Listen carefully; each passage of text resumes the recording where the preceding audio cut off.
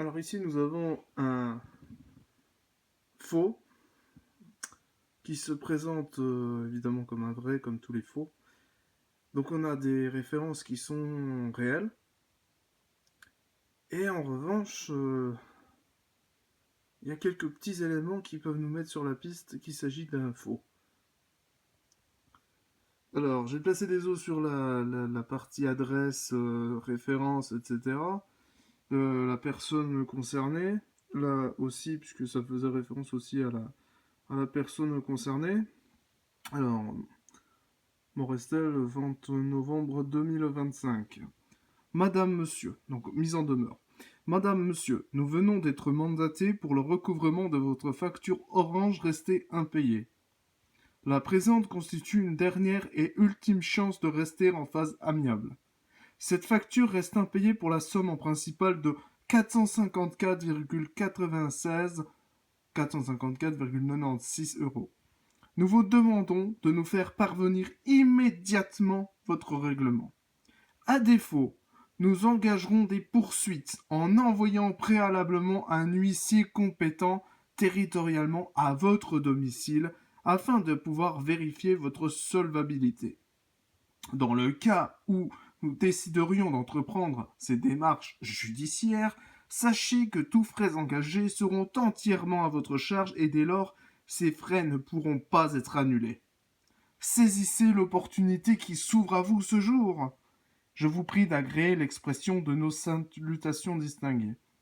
Alors, on peut décortiquer cette lettre. Bon, il y a aussi le derrière, mais c'est pas très intéressant. Il y a une sorte de signature derrière, pas grand chose de plus. Le principal étant là, donc une mise en demeure. Ici, on parle du cadre de la France, en l'occurrence. La mise en demeure doit toujours, être remise en main propre par un commissaire de justice et ou éventuellement être envoyée avec en recommandé avec accusé de réception. Donc avec signature. Là, on a des éléments qui nous mettent sur la piste. Alors déjà, franchement, c'est écrit très petit, donc c'est pas très... euh,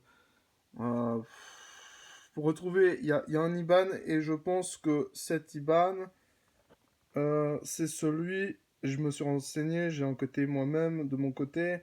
C'est un IBAN qui proviendrait de Paris, alors que le Evoluis est une société qui est basée principalement en fait en Isère, dans le 38. Donc la mise en demeure, là, on a, alors évidemment Orange, ça peut indiquer la piste, hein, ils se sont fait saccager leur site. Orange en fait se sont fait pirater, donc c'est à dire que les données des utilisateurs Orange ont été piratées il y a quelques temps, ça fait un scandale. Voilà, bon. La présente machin constitue machin. Donc ça insiste bien sur les retombées énormes qui pourraient s'en suivre d'une facture impayée, dont le montant est ici factice. Nous vous demandons de nous faire parvenir immédiatement.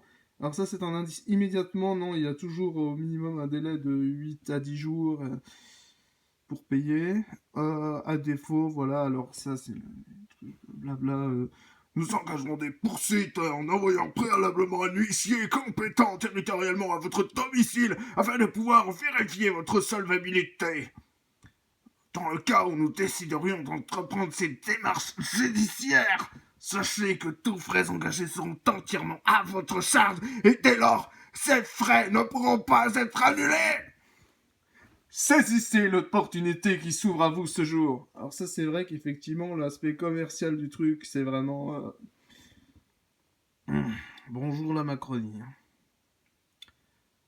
Ensuite je vous prie d'agréer l'expression de nos salutations. Alors je vous prie l'expression de nos salutations. Il n'y a pas la signature là, elle est derrière. C'est un peu n'importe comment. Et il y a... Effectivement il y a toujours le immédiatement. Et bon, sans compter que cette lettre, cette missive, si j'ose dire, a été envoyée sans, justement, sans sans rien. En fait, elle s'est retrouvée dans la boîte aux lettres comme ça. Le facteur a dû la mettre, et puis comme c'était une lettre qui semblait officielle, alors il y avait bien l'adresse en avant-première, mais mais il n'y avait pas le reste. Il n'y avait pas l'huissier ou le commissaire de justice qui est venu en personne pour livrer en main propre à la personne susdite le dit courrier. De plus, il n'y avait pas non plus l'accusé de réception. Personne n'a rien signé. Inconnu au bataillon. Donc en fait, on a tout qui reprend comment dire, des authentiques adresses, références, voilà, coordonnées. Par contre, l'IBAN est à vérifier. Je pense que euh, si la police s'intéresse à ce dossier, en tout cas, je suis certain même qu'ils retrouveront quelqu'un aux alentours de Paris. En tout cas, c'est domicilié à Paris, le Liban. Voilà. Mise en demeure pour les demeurer.